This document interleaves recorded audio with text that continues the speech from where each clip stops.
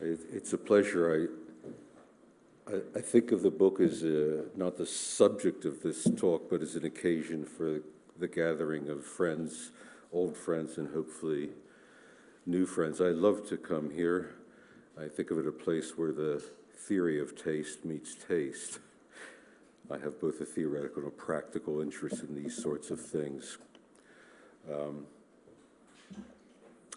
So I'm trying to give an overview of this field, the history of food, to which I have a kind of marginal relationship. One way of starting out is to say that academics, historians, social scientists, philosophers who write about food have got a problem. On the one hand, they tend to get sneered at by colleagues who deal with important things. So theories of the state, the nature of science, social inequalities, the climate crisis, the injuries of class, racism, and gender. On the other hand, and sometimes as a counter to the sneers of the colleagues, historians of food say that their subject is of fundamental importance, that food is not only good to eat, but good to think, that it connects up with practically everything else, maybe even including the important things about politics, the economy, and the environment. So food as a subject is devalued because it lacks seriousness and bigness, and yet food as a subject is dissolved because it belongs to practically everything else.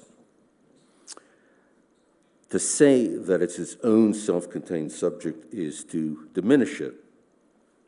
Food scholars can get defensive when perhaps it's better to be aggressive, offering more specific justifications about why their subject is important.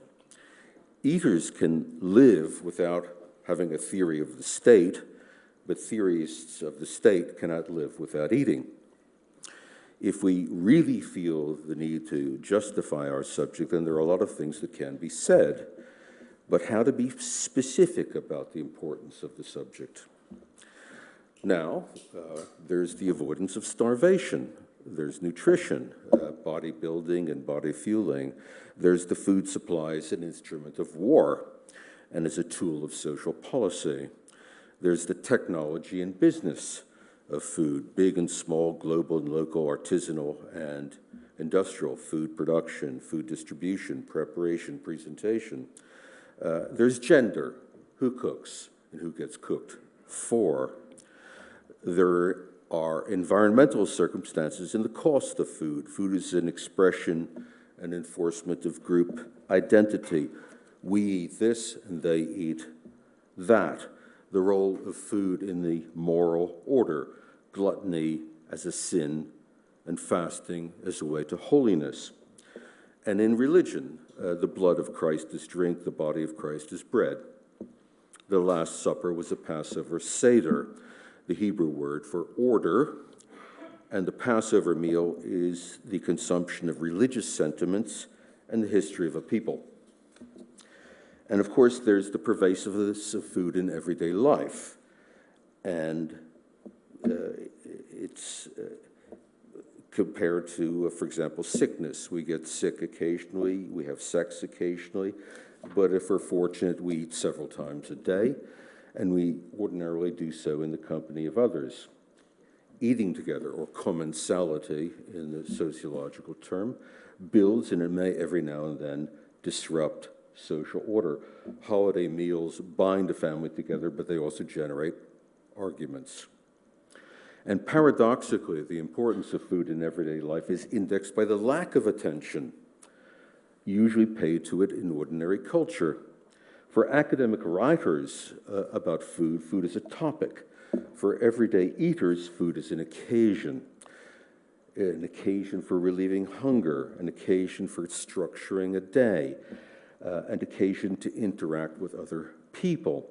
For ordinary people, food only becomes a topic when something special is happening, when hunger is severe, when holidays are celebrated, when memories are marked and when the restaurant is expensive, when the man of the house does the cooking. When none of these circumstances apply, and when there's enough of it, food isn't much noticed at all. Sort of like fish don't notice water, but there's nothing more important in the lives of fish.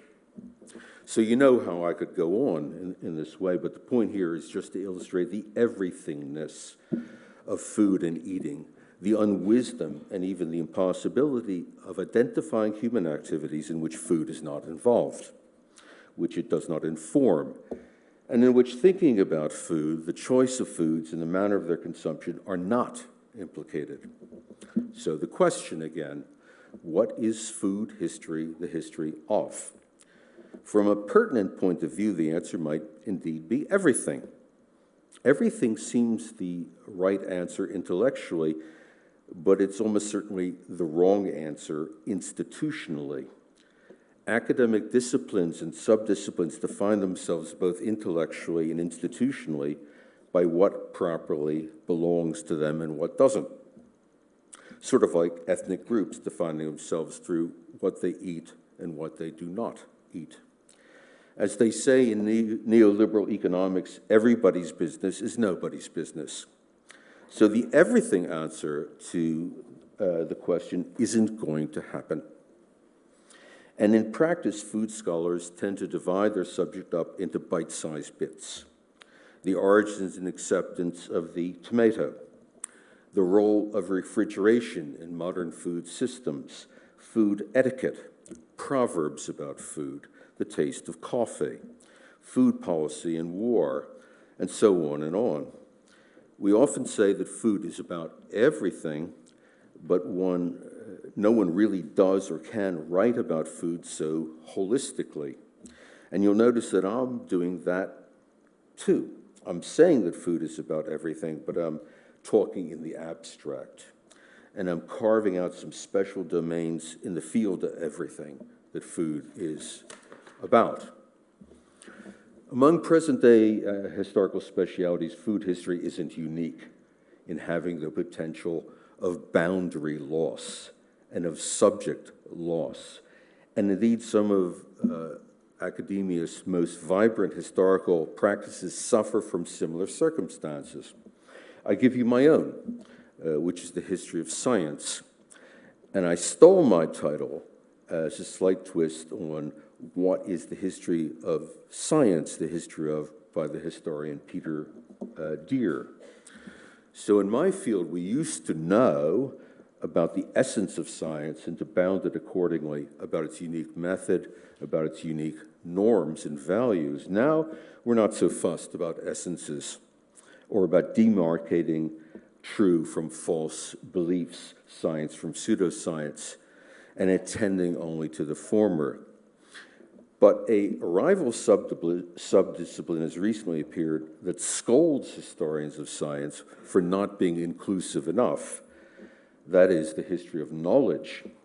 So consider circumstances that bear on food as a subject that do not bear on, say, the history of medicine, of technology, war, sport, art, theorizing about the state, and so on. Food has an everywhere and an everything character which these others do not. Now, I can imagine counters to that argument, but I'm prepared to deal with them. As it happens, I don't advertise myself as an historian of food, although I've apparently written a book that is so labeled, cataloged, and shelved on the few bookstores that have a copy. So here's a set of considerations that seem to bear on what I've done, which I offer only as things that historians, and I should say sociologists and philosophers, might think about if the subject of food crops up in their research and writing. Some of these themes are aspects of my work and others are not. First, the scope of the history of food, or at least its potential scope, flows from the fact that everyone cares about food in a way that not everyone cares about art or war or theories of the state.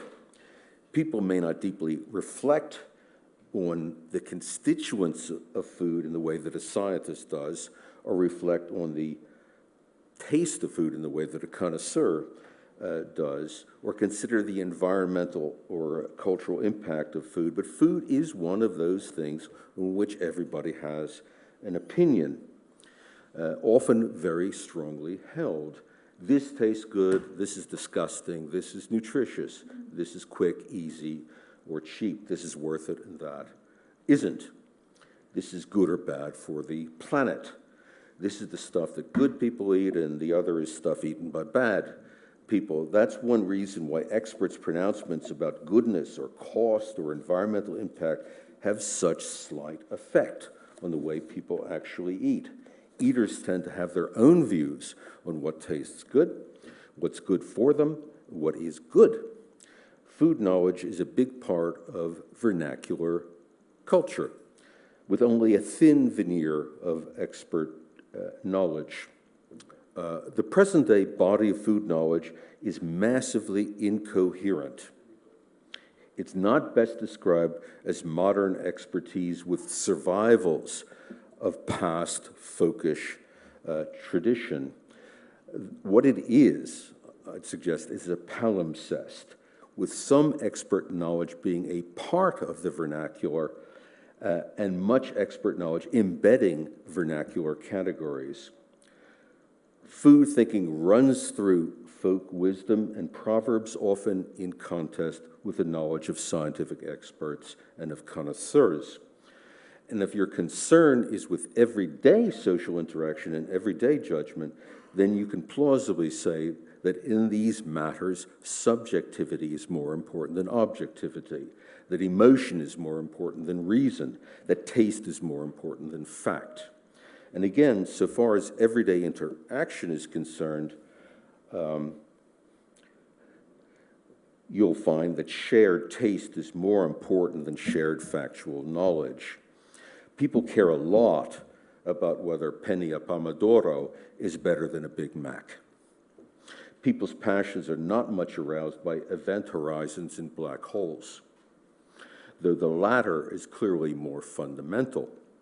You can say that judgments about the taste and goodness of a Big Mac is soft, uncertain, contested, while knowledge about the physical characteristics of black holes is hard, methodologically disciplined, evidentially founded, consensually held. But it's the widespread caring about things that makes them soft. In just this sense, food matters a lot, astrophysics matters only a little. Second, food is taken, it's taken in, it's eaten. We have some classic accounts of manners and their functions, of modes of service, of seating arrangements, who gives food to whom, but not so much engagement with commensality, eating together, and what happens when we do that, how body order and social order are built at the same time. Commensality is one of the quotidian scenes of face-to-face interaction when people take food in and they take each other in at the same time. It's arguably the most pervasive instance of that kind of interaction, when the face-to-face coincides with the fork-to-face. What happens on these occasions? Food may be talked about, but mostly it isn't. The eating together scenes are rich in information, in Irving Goffman's terms, expressions given, and in affect, expressions given off. We find out what people like, say pasta or steak, what people are like, say whether they are fond of you or whether they are not. Manners figure too, if not the precise use of fork and knife, then the acting out of hedonism or restraint, of connoisseurship, or of careless disregard of food. What does happen, and what generally escapes notice, except when it goes wrong, is the quite wonderfully skilled but consequential choreography of eating and speaking at almost the same time, hence the dual sense of tongue in English, French, and Italian. In a functional way of speaking, food builds bodies and social bonds, but food is also tasted, often enjoyed, sometimes found neutral, sometimes found disgusting. And although we now have a lot of writing about the nature of taste and of tasting as social distinction, we have much less writing about the subjective experience of taste, what it is, how it's communicated, if it is, the social and cultural circumstances affecting it, and what taste is taken to mean. In ordinary eating, the main thing is experience, sensory, social, affective. Food critics write about experience, almost always of the sensory aesthetic sort. But when academics write about eating, experience is rarely the main thing at all. Yet taste is interesting, and even though academics tend to neglect it, taste touches all sorts of philosophical, social, and historical matters. What did taste signify about the goodness and dangers of foods in general, and for you and about you?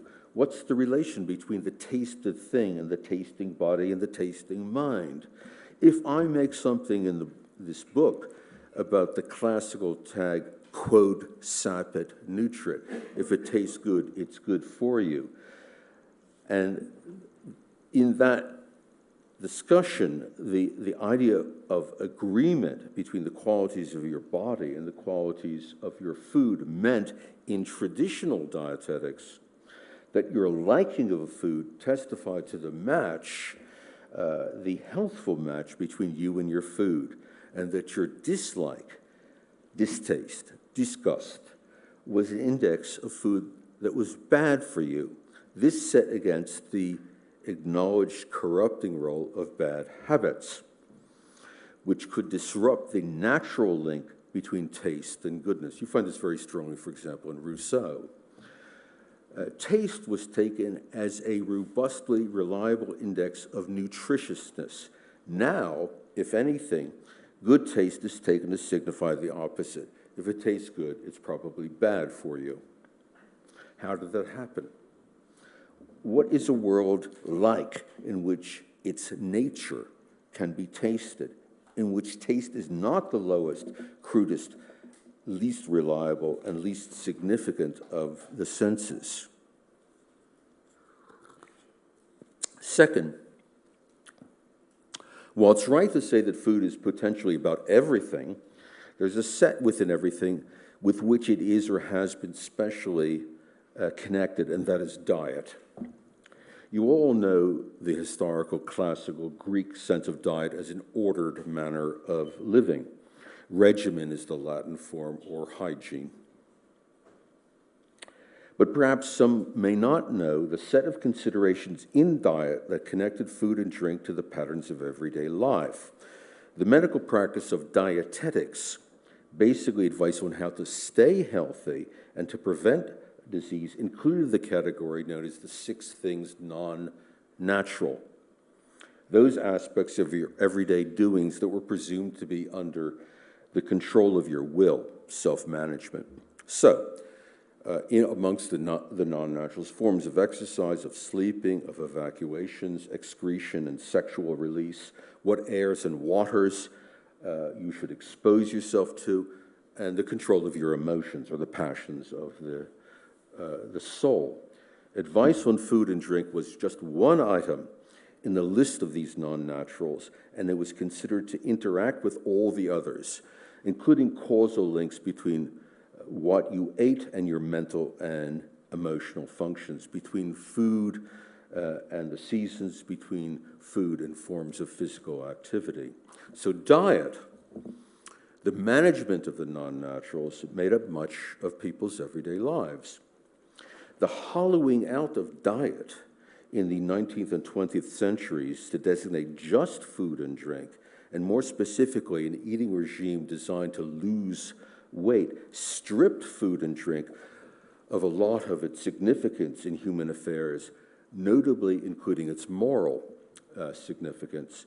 For all the sense that the study of food is about everything, the need to say so stems from this historical hollowing out, so to speak, all the things we now believe that food is not about.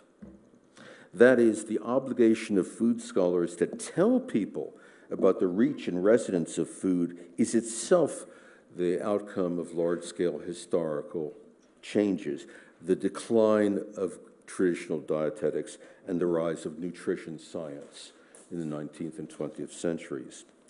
Third, and very much related, food is self-making. In the introduction to my book, I threw away a remark that the first title I thought of was "You Are What You Eat," with the customary academic subtitle. Then I reluctantly decided against it because of the cliche aspect of that. Eating and being is little more, however, than a transposition of the Brillat-Savarin aphorism, "You are what you eat," and a historical working out of what this has meant and has come to mean. But the Brillat-Savarin, "You are what you eat," would have been a good title, because if I say the book isn't really food history, then what it is a hoped-for contribution to the history of the self and its changes over time. So another sense in which food is about everything is the bit of everything that is the knowing, sensing, acting human subject. And that human subject varies as history has thrown up different stories about the subject's food.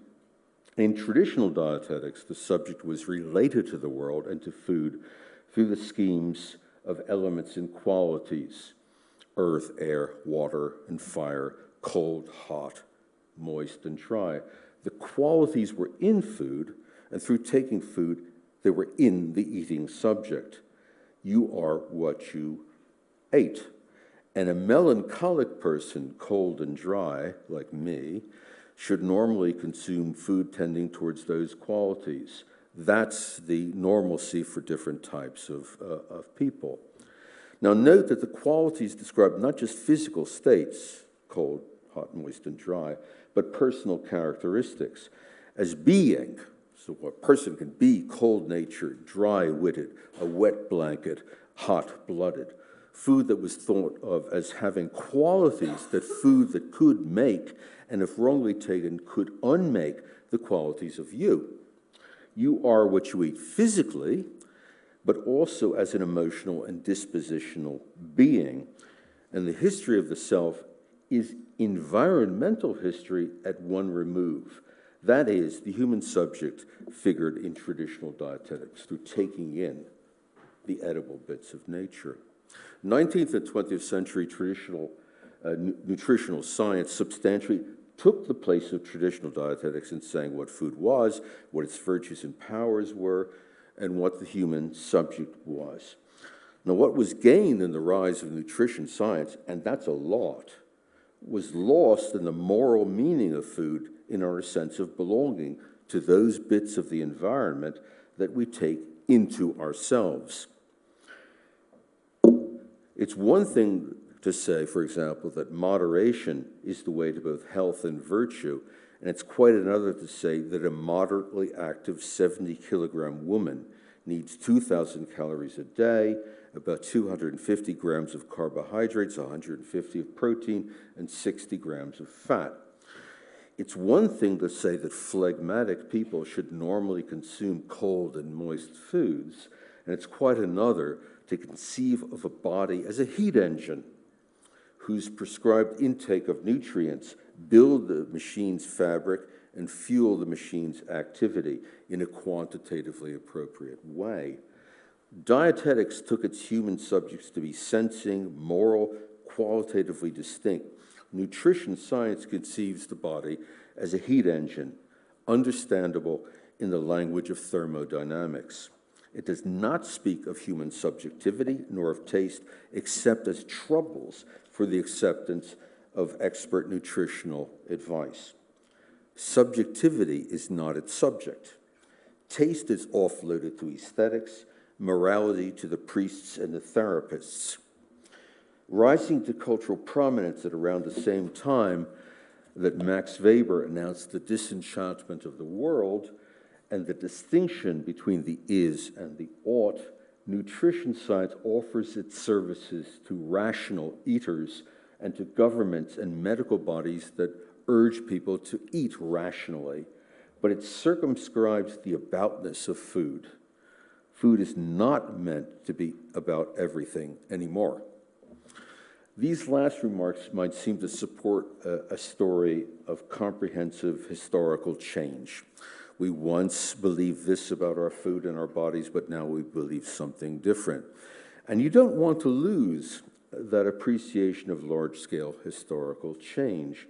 After all, book Eating and Being is organized, especially in the last bits, as a story about how we got from the present to the past. At the same time, one thing I wanted to do in the very last bits of the book was to suggest first that we actually know rather little about how this modern we, all sorts and kinds of modern we, do think about food and ourselves.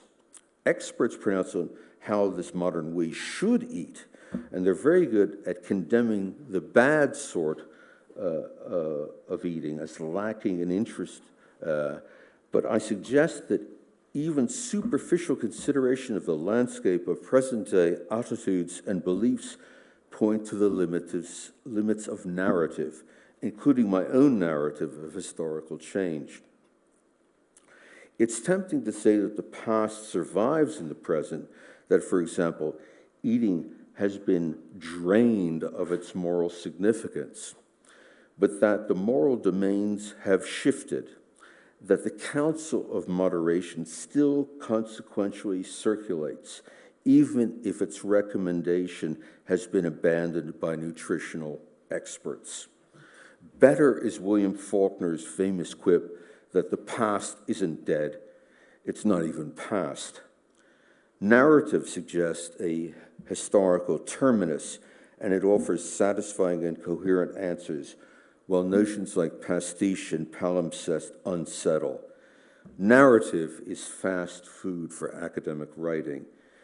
The other is slow food, and that's much better for you. Yeah.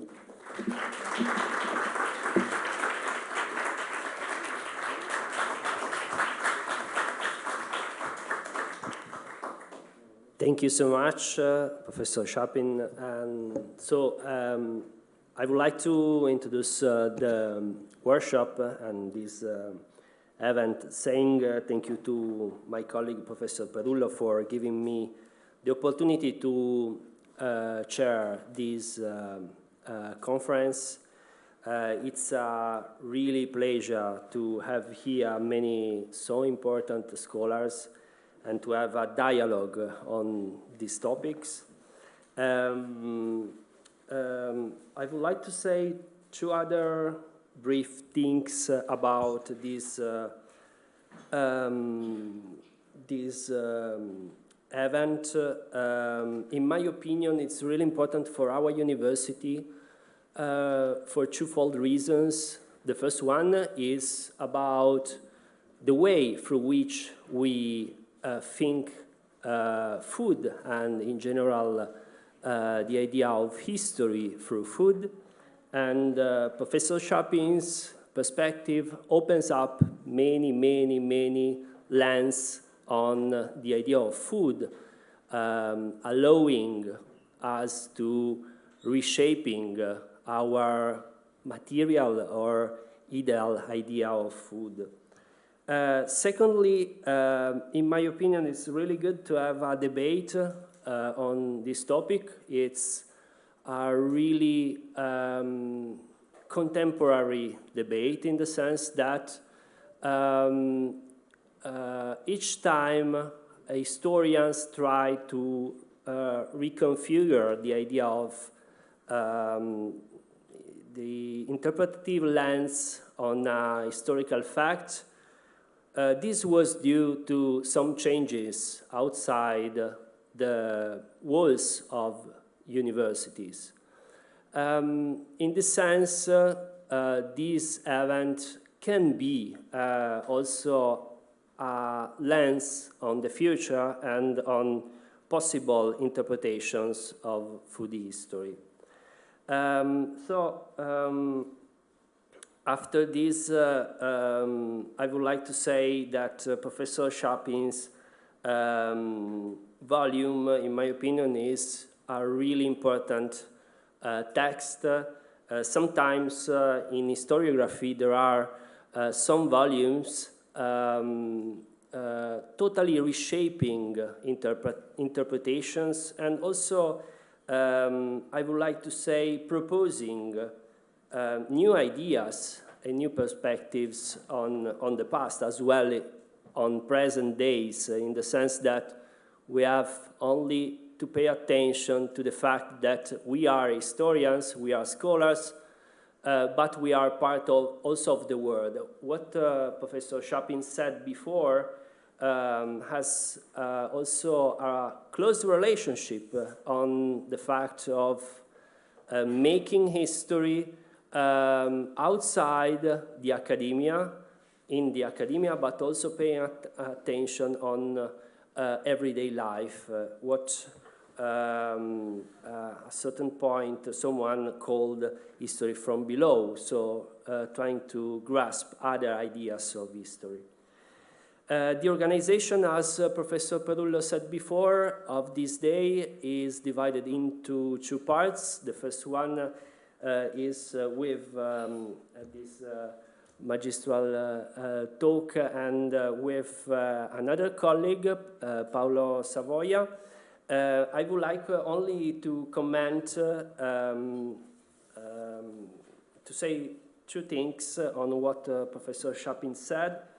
I really appreciated the mention of subjectivity and morality, the connection of the social dimension and experience, the idea of dietetics as a lens for analyzing history of food, and also a perspective trying to reconsider what we as historians approach as context, okay? The context, the contextual fact is something really important. Probably we construct with our ideas the context, and what is said, in my opinion, opens up many perspectives on different typology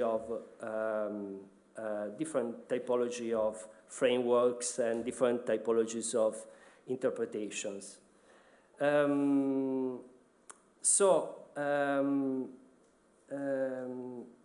Probably we can move to the second speaker, Professor Paolo Savoia, and then we can collect some interviews,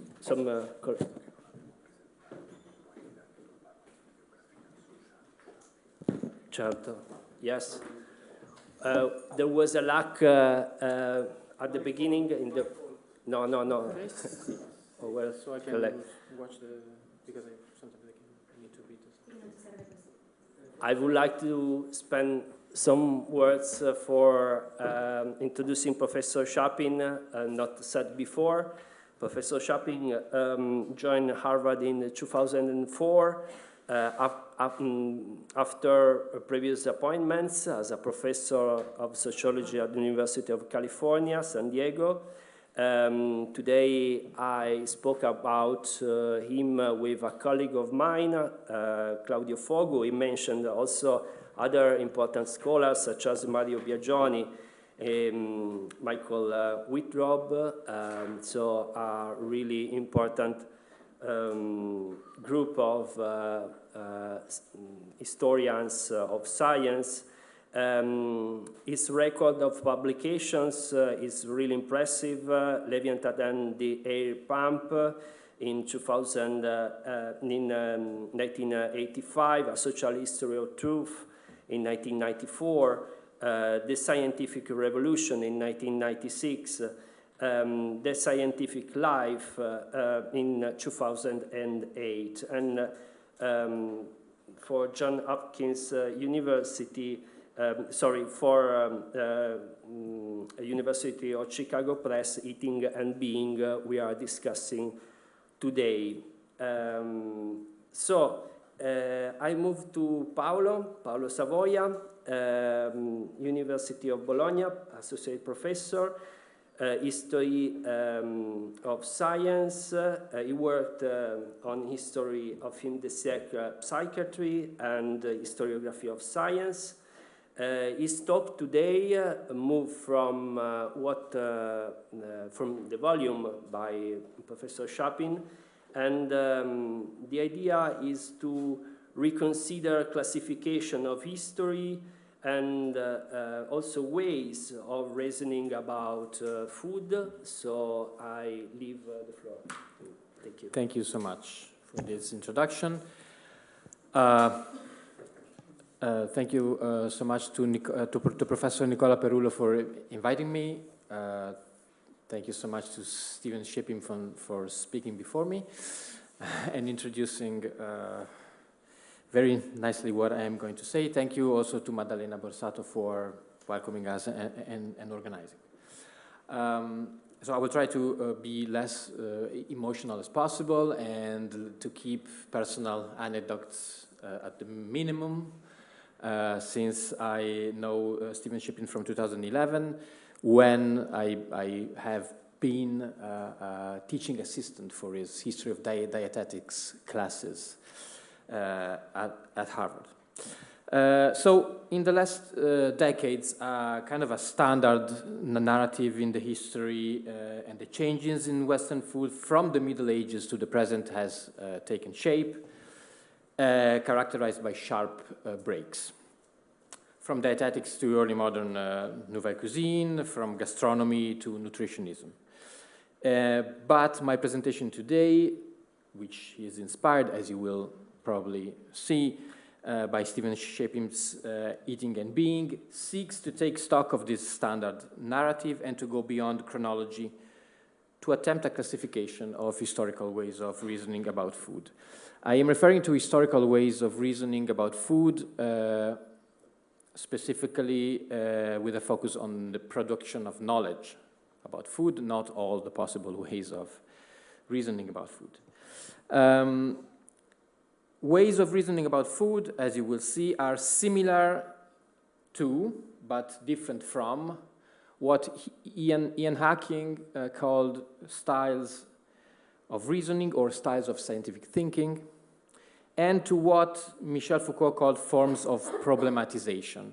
So I will try to say something about these two ways of thinking about history and then move to a different way, similar but different way of doing that. So my proposal of ways of reasoning about, historical ways of reasoning about food,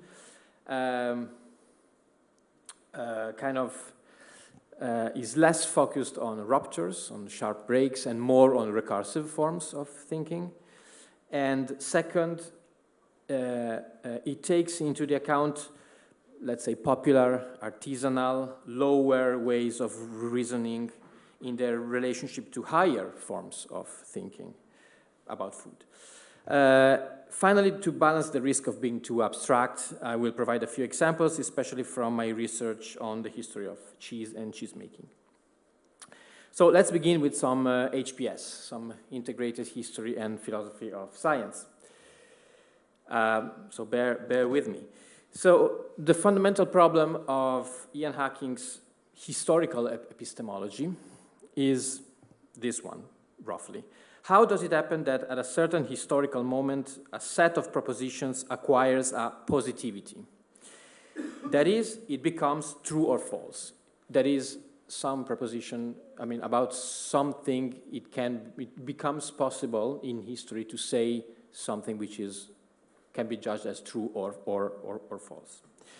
To answer this problem, Hacking famously took from another historian of science called Alistair Crombie, a list of the main styles of reasoning accumulated in Western scientific thought. These are, for example, the postulation of mathematical sciences, experimental exploration, measurement of observable relations, the construction of analogical models, the ordering of variety through taxonomy and classification, statistical analysis, the calculation of probability, and historical derivation. So as we can see from this partial list, these are styles endowed with extreme generality, which are not mutually exclusive and which, combined in various ways, can give life to individual scientific discourses. Hacking underlines their intrinsic historical nature, their historicity, in a passage which I briefly quote. Quote from Hacking: "If positivity is consequent upon a style of reasoning, then a range of possibilities depends upon that style.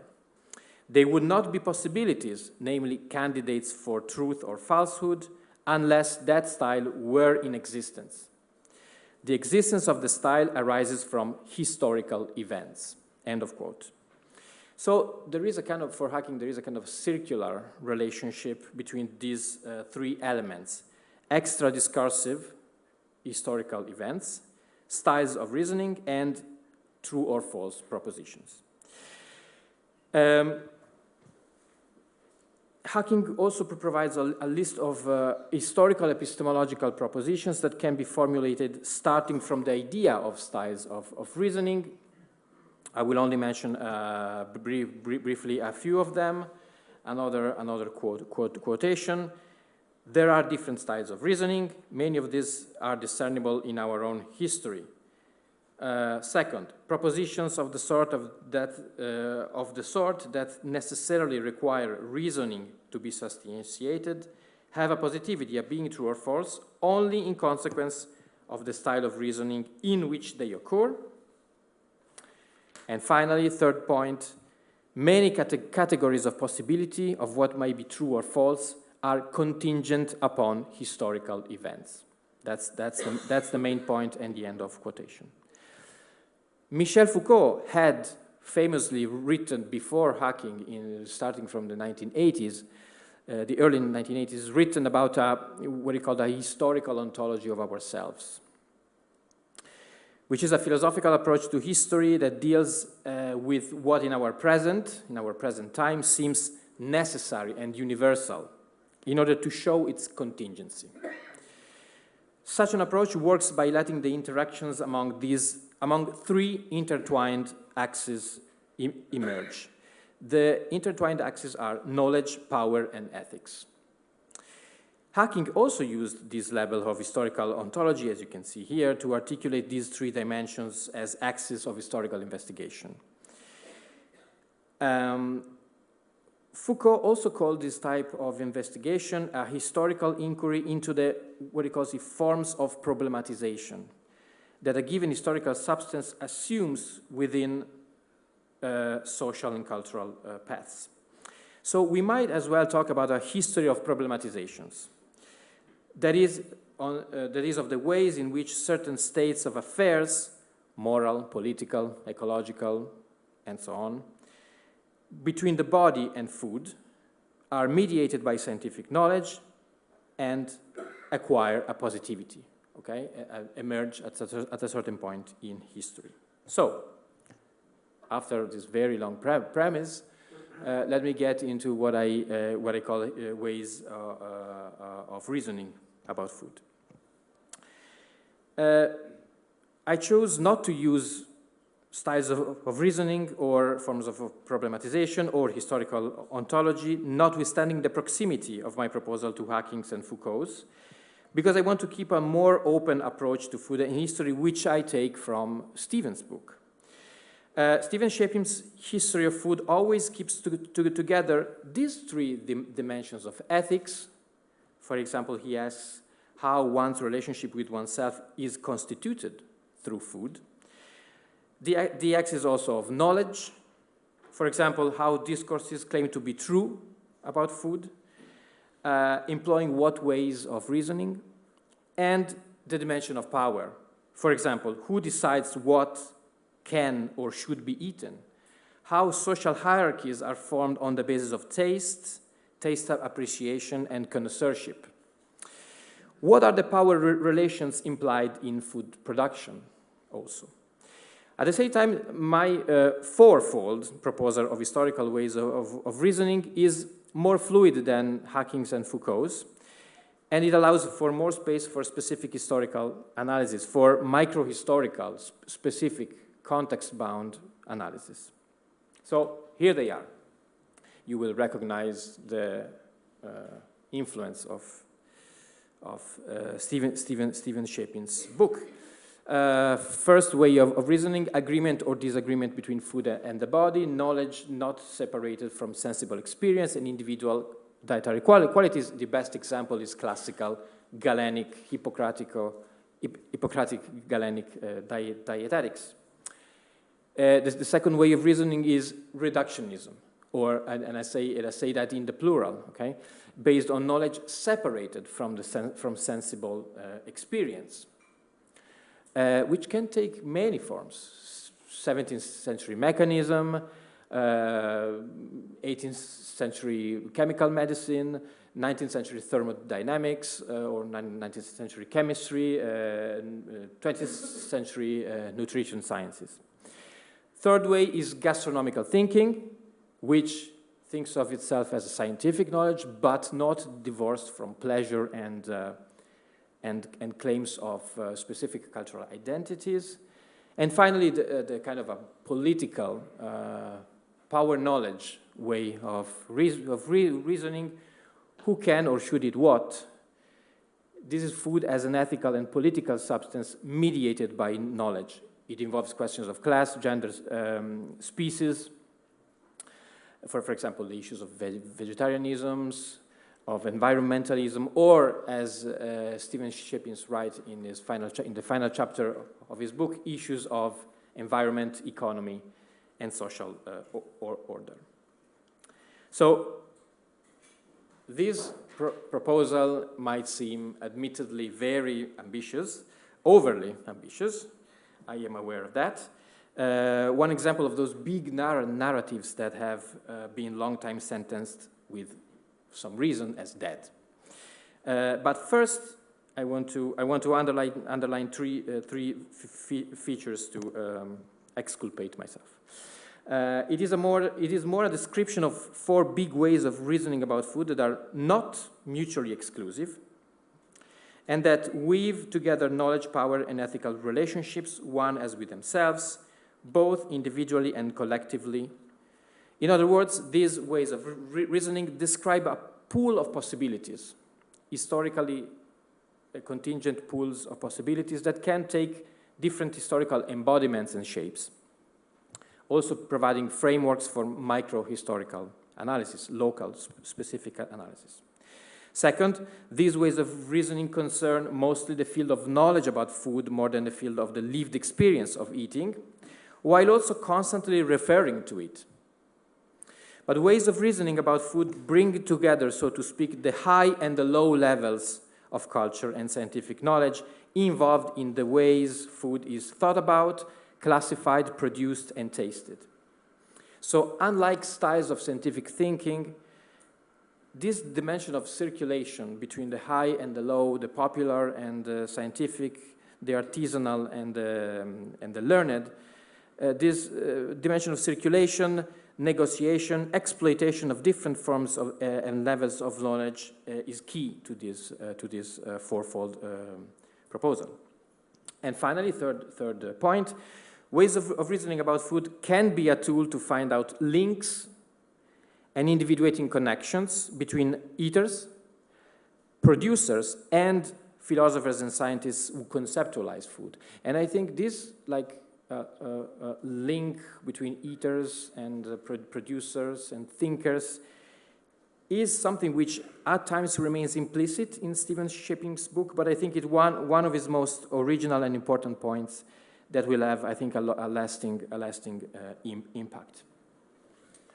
So in the remaining, 10 minutes? Yes, thank you.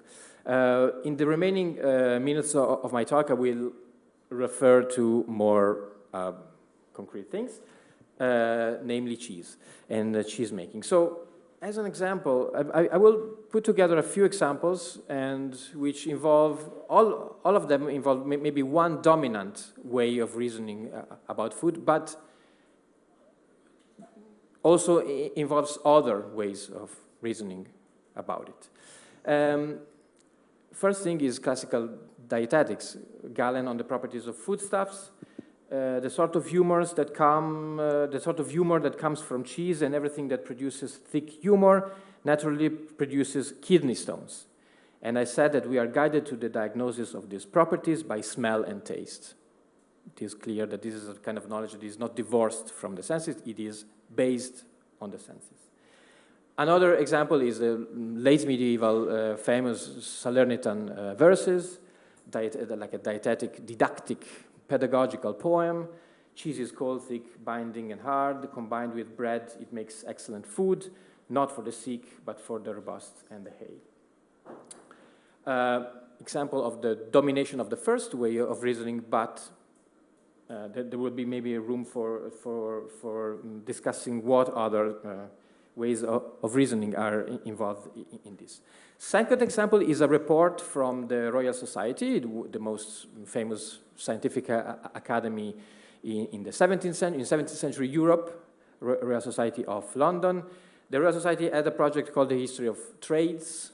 They wanted to know the trades, know artisanal knowledge, and making it scientific. So they sent a guy called William Jackson to the countryside to see how women made cheese with their own hands, to kind of capture their secrets. And this is an example of the circulation of knowledge, and also in some cases of the exploitation. Okay, this is a guy from London, a physician who go to the countryside and kind of finds plausible explanation for things. Like for example, this is the question from this passage is why some cheese has holes in it and other kinds of cheeses have not holes in it. Okay, and this is the explanation. I have not time to read it, but you can do it yourselves. One example of a reductionist way of reasoning about food is Enlightenment thinking about cheese making. Okay, this is Gerolamo Ottolini, who writes a pamphlet titled "How to Better Cheese Making," and he goes to country farms and says, well, these people are mechanical people. Mechanical means they cannot think about what they do. They only use their own hands. They obtain remarkable outcomes, but we need to go there with thermometers. Okay, we need to separate the senses from food, from cheese making. We need to use thermometers. Yes.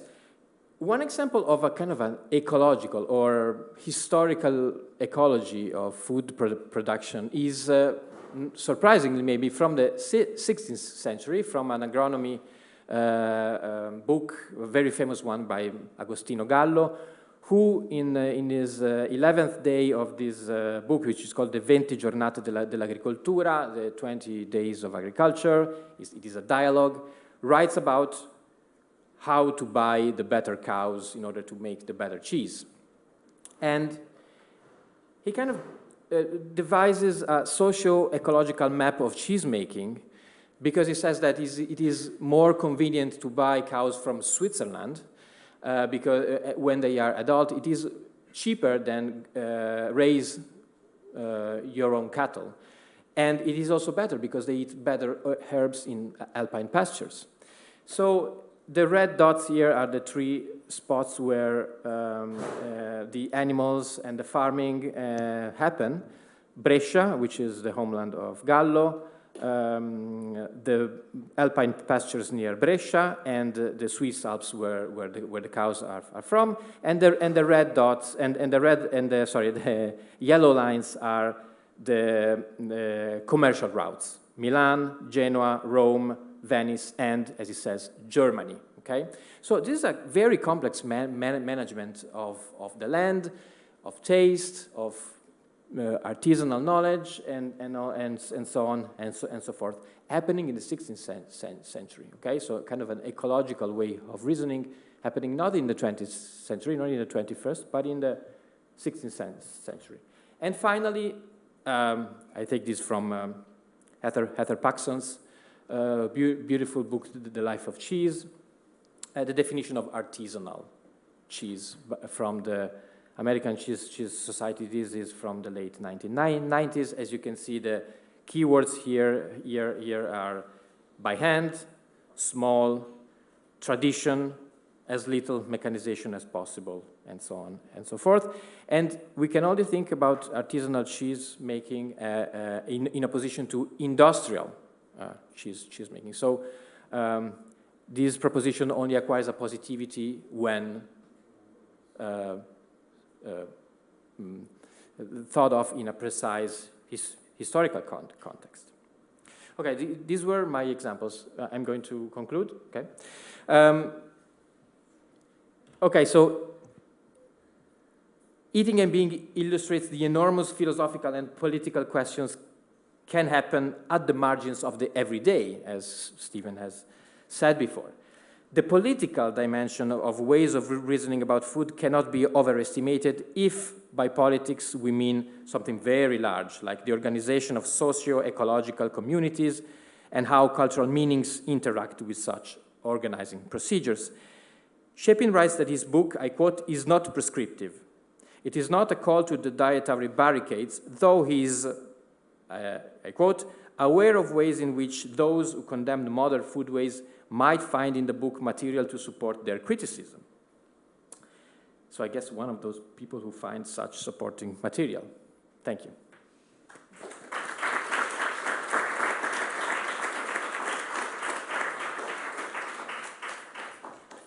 Thank you so much, Paolo, for your paper. Maybe we can open discussion. We have 15 minutes. We can collect questions and yeah. Steven? Yeah, sure. Steven? Sure.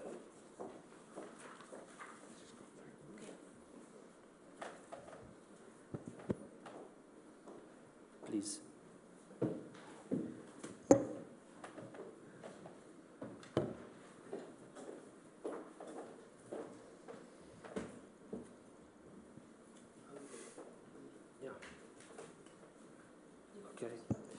Yeah, I would like to address the first question about this first part of the session to Paolo. The first one is about your example of artisanal. If you can explain more how the interpretation of the historical fact can be also so important, and the other part is more a connection between you both. It's a question about question of probably generations and how different generations can adopt a lens, an historical lens, with two different ways. So. With two different historical paths, but also trying to give different interpretations to the same fact, historical fact.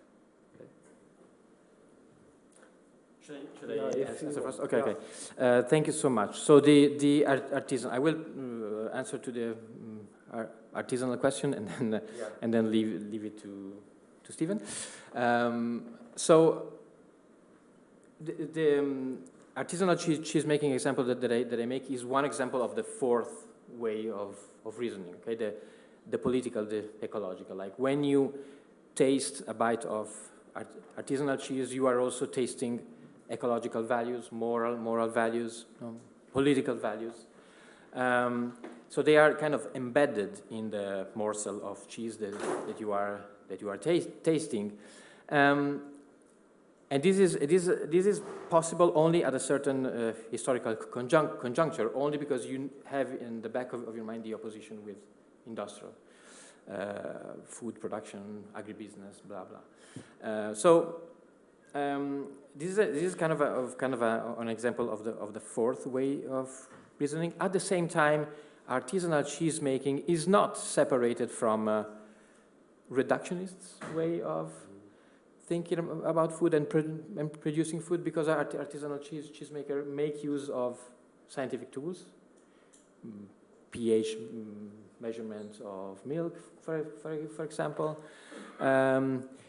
what Heather Paxson calls a post-pastoral approach to science and art. So the scientific and the artisanal dimensions are kind of part of the same bricolage. And so this is kind of, I thought about this as an example of one dominant way of reasoning, which is the ecological, political, but at the same time we also have a kind of a reductionist intertwined with it. And I think this is an example of what I had in mind, and I think Steven was also hinting at that in the final part of his talk when he said it is not a matter of chronology, okay? It is a matter of recursive ways of thinking, and yeah. Yeah, please. I think, Paolo's talk reminded me of things that I ought to have confronted more in the book and only hinted at. I think it's the English novelist E.M. Forster who contrasted the injunction "only distinguish" to the injunction "only connect." Paolo introduced us to a genre that we're very much familiar with in the academic world, of distinguishing modes of thinking, modes of doing, distinct values. It's a useful exercise in the sense it's a checklist for the exercise of describing. But the fault is when it counts as a description, it tends not to work because life is not. So we tend, I think our academic way is to seek for and to value the neatness of distinctions and then get trapped in them. So we notice, oh, this category overlaps with that category. But the categories are things that we ourselves have constructed. And I think in part, that's a result of many academics not getting out into the world enough, not describing what people actually say, what they actually think, what they actually do.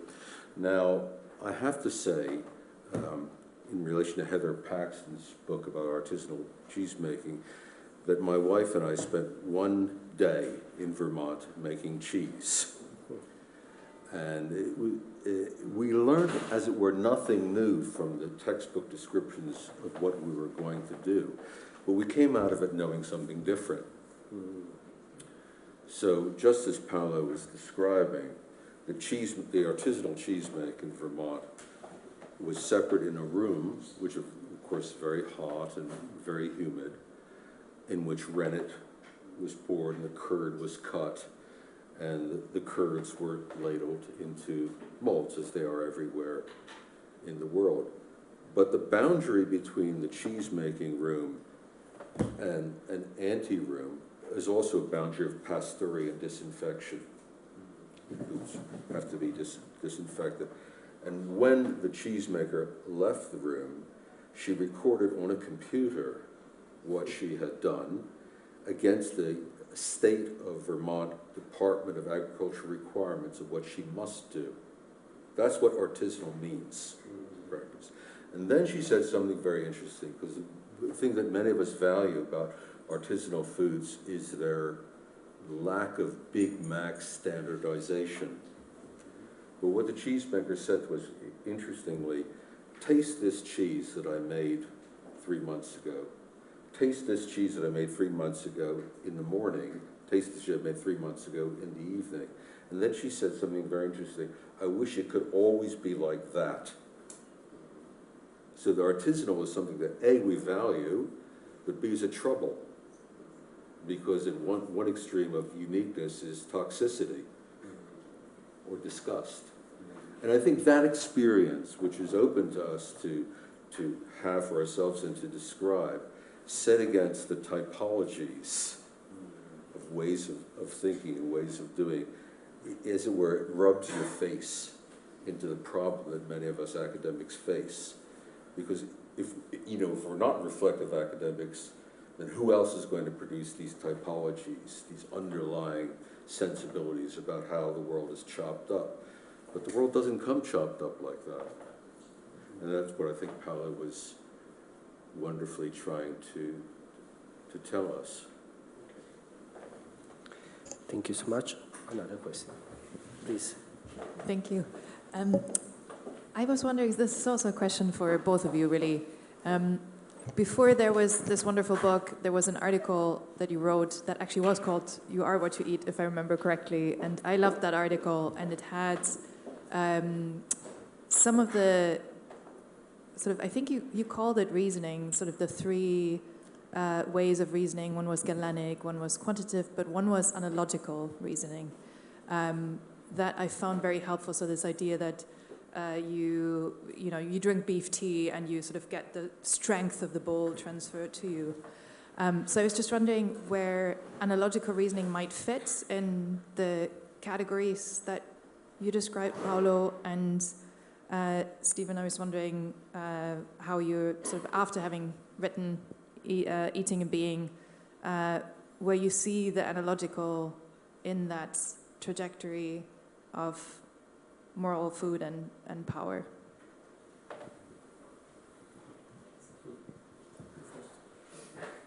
Well, I mean, that really is a prompt to reflect upon this question. I mean, I use language. I don't think it's much in the book, but it ought to have been of pastiche and palimpsest versus narrative. See, what I did is I offered a narrative and then I messed it up.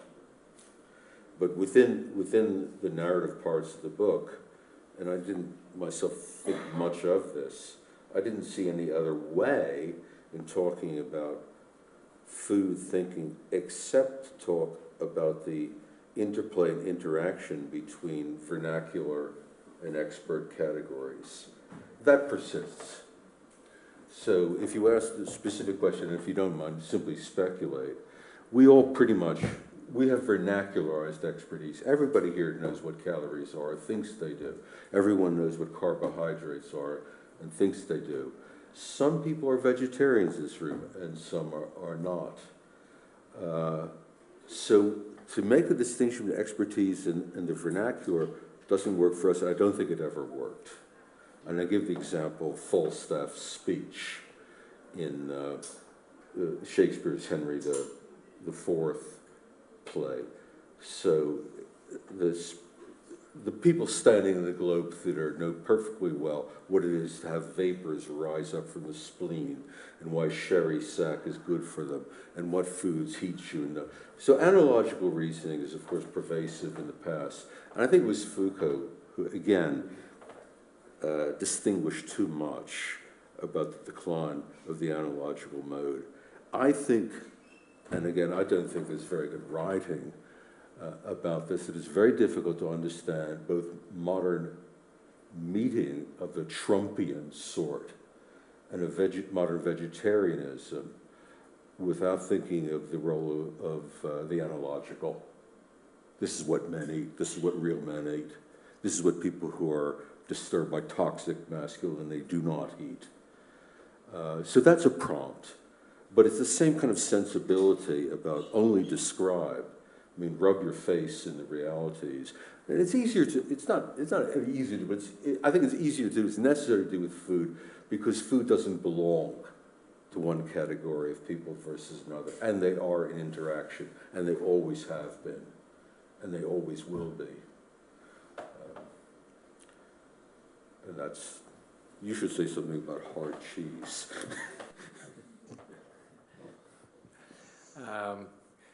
I don't know, not really, but no.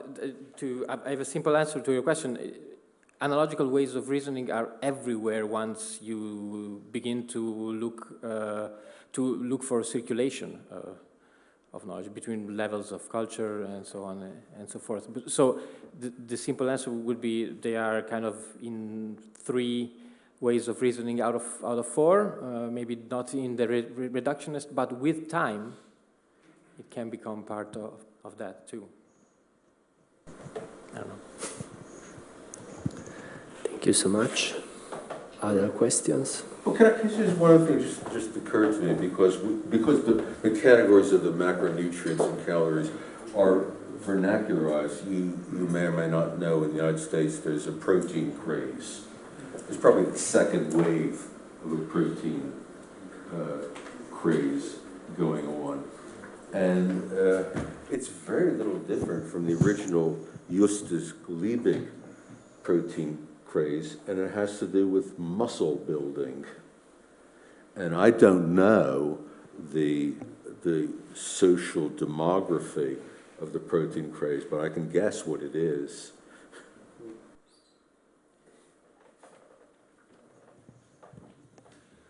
Yes, I have a meta question. As you mentioned it in your talk also a few times, the suspects of academia towards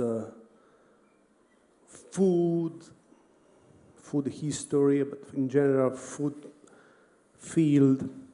I remember you told me many years ago, when in our first meetings, encounters, I remember a sentence that you told me that was more or less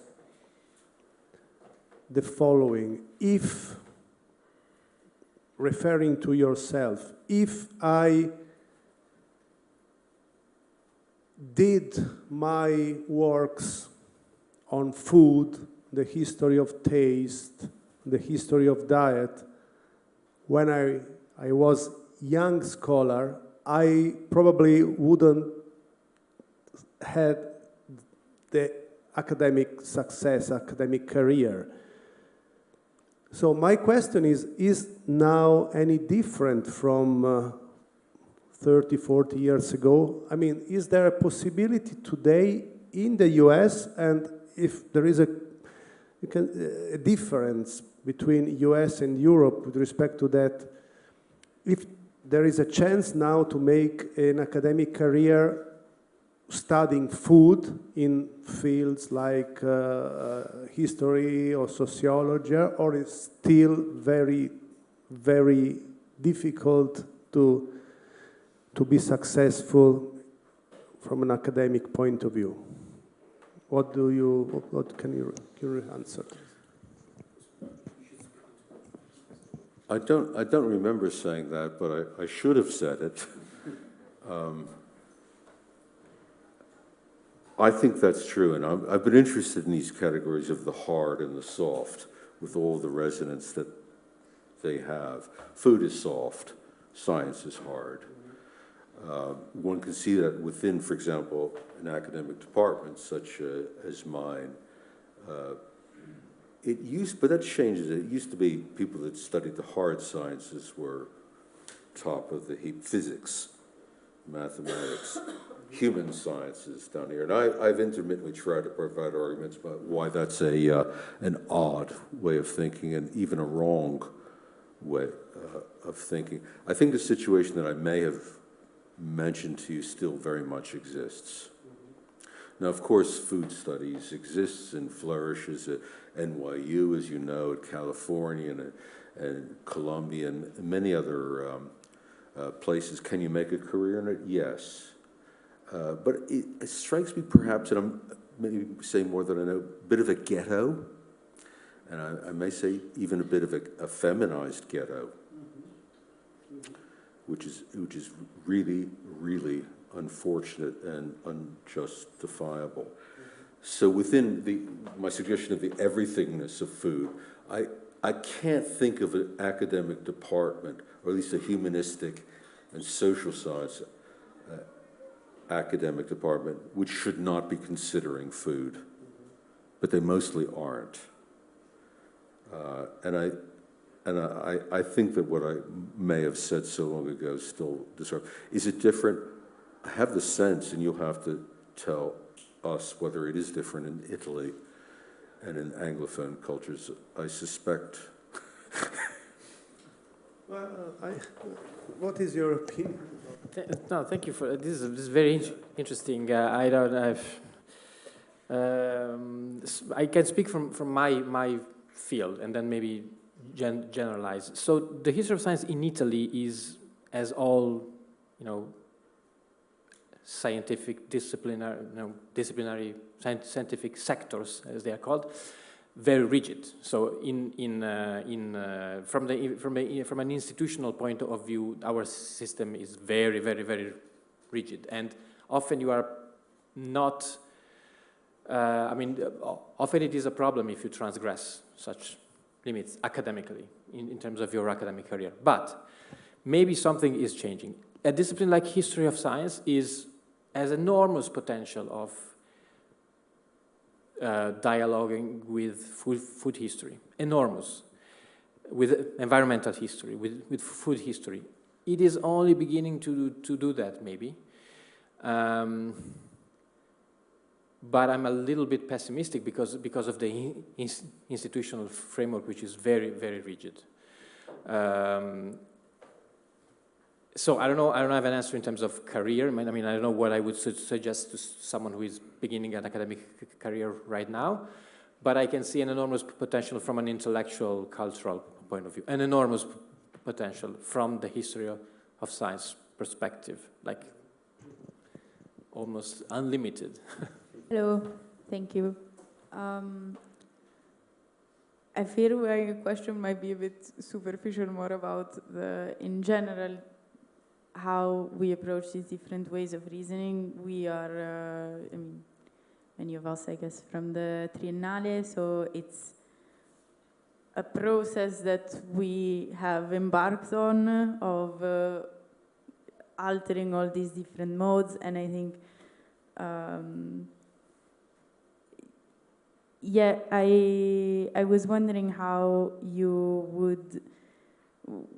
we deal with this a lot, being now in ecological thought, and maybe we go back to our families and it is, or our friends, and it is seen as very weird. And then especially when it comes to the construction of a historic narrative around food and how we see all of these different connections that from other people, we often get the criticism of it being circumstantially cherry-picked and put together to fit a political narrative, which we obviously believe is not true. But I guess my question is, how would you respond to this type of criticism that is posed to the historical narration from these different ways of reasoning? Thank you. So I guess if I understand correctly, your question is about historical narratives or political narratives. Can you specify? We as students from our families, friends, and I guess not academic people in our life, we often get the criticism that our historical narrative that we built around food, and so considering also all of the socioeconomic and cultural ways of it, is seen as very circumstantial and cherry-picked, as opposed to what is the real truth of the scientific method. Okay. I see. So yeah. Okay, so it's also a matter of a humanistic approach to food, or food from the point of view of the human sciences, and which is seen as superficial, maybe, or cherry picking, or maybe rhetorical, overly rhetorical, well. That our narration, including all of the different cultural, and economic, and social issues which are derived from these different ways of thought that are not reductionist, that this is simply like a construction around a political narrative to support one's own political narrative. I don't know how you would respond to that. Maybe with your own work, presenting such people who criticize, who make this criticism with your work, facts. Facts are facts. I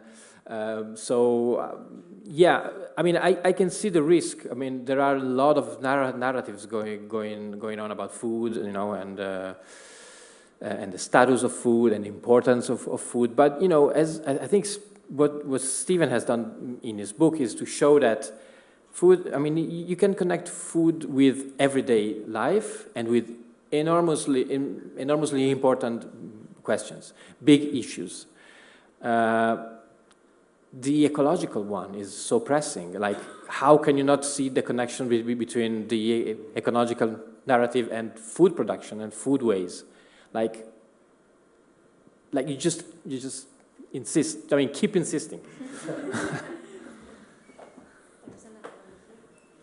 Sorry, I would go back to the debate that was happening earlier and ask, because in the past semester, we have found ourselves threading on this idea or this like perplexity when confronted with the disconnection between disciplines that are trying and the not tapping into this new lecture of context that you have been talking about throughout the whole lecture, that I find myself asking, if we're not able to tap into this in this kind of institution, where can we? This is a real like concern of mine.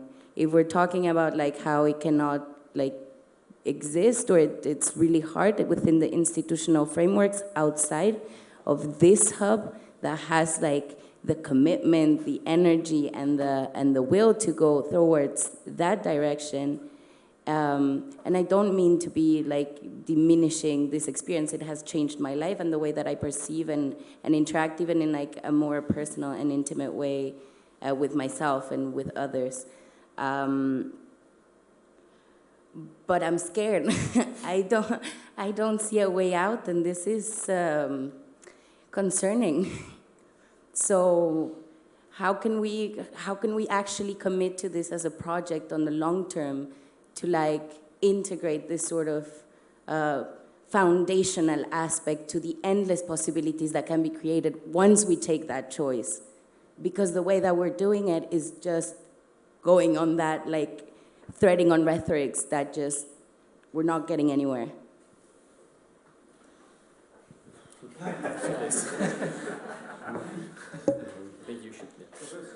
No, I'm not able to reply. Non sono capace a rispondere. No. Forse c'era Ilaria. Thank you, Professor Shapin, and also Paolo. My question regards the connection between morality and reductionism. And? Reductionism, something you talk about in the final chapter of Eating and Being, and I think that it's a very important connection. You talked before about the intertwining of vernacular and specialistic forms of knowledge, but I think that also this reductionism brings a lot of morality, maybe because of these strict principles of reductionism. My question is just about the last part of your chapter.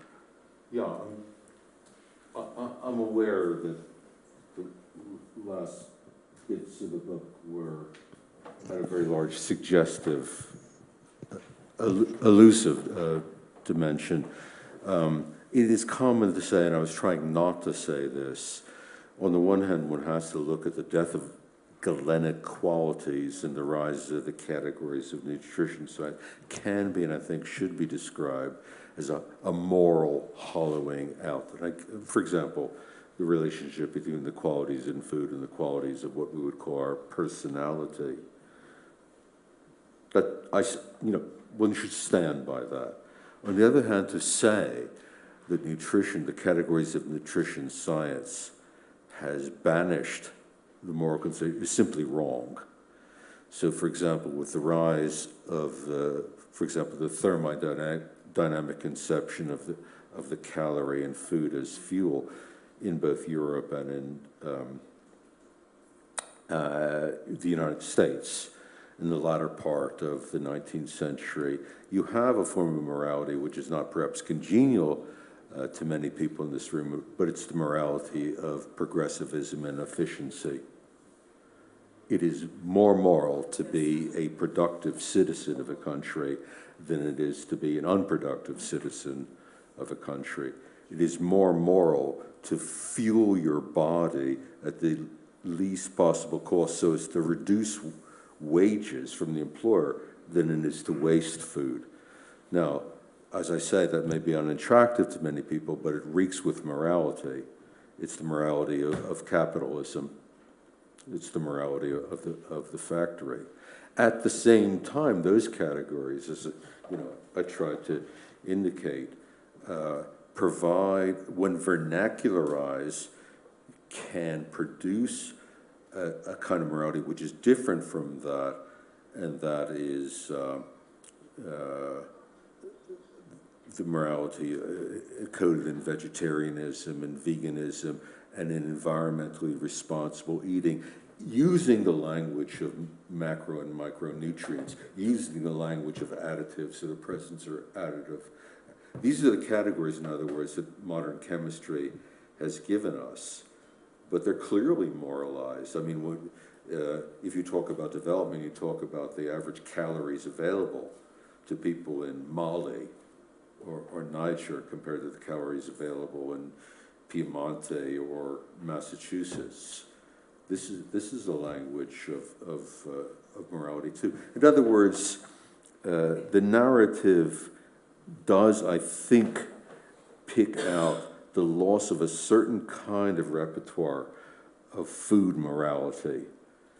But I think it would be quite wrong to look at the language that nutrition science has given us and to say that it's amoral. It isn't. I hope that does something.